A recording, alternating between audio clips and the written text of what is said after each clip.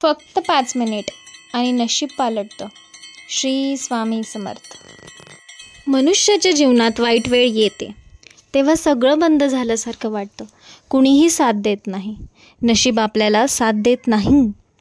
पण स्वामी समर्थांचं नाव घेतल्याने फक्त 5 मिनिट मनापासून त्यांना आठवलं की नशीब बदलायला सुरुवात होते.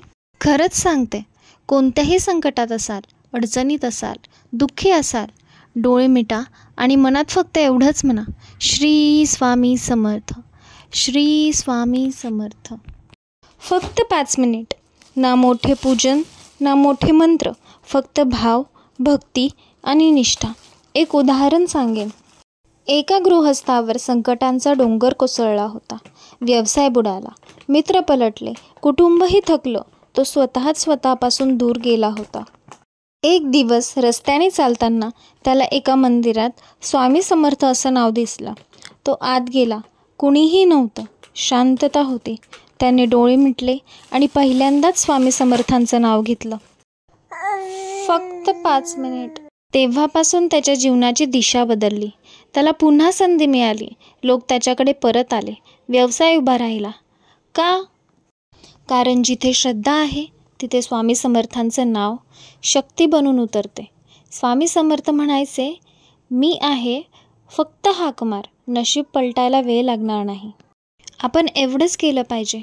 दिवसातून 5 मिनिट, सकाळी किंवा झोपताना डोळे मिटून शांत चित्तानं फक्त मनापासून म्हणा, श्री स्वामी समर्थ, श्री स्वामी समर्थ. आणि बघा, वाईट नशीबही प्रकाशमय होतं.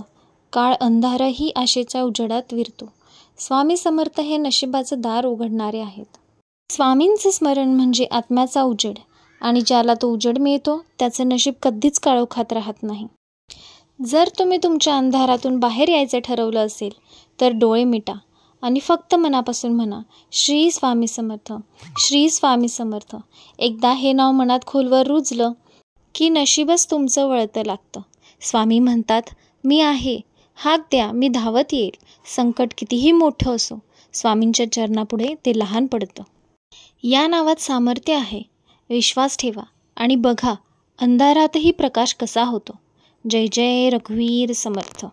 श्री स्वामी समर्थ. नशीब जळे जिथे अंधारात, तिथे दीप बनते स्वामींचं स्मरण परात. 5 मिनिटं घेतला नामाचा श्वास, संकट हरती, मिळतो जीवनास प्रकाश. श्री स्वामी समर्थ नाम घे रे भक्तांनो, काळ नशीबही फुलतं सोनं सोनं.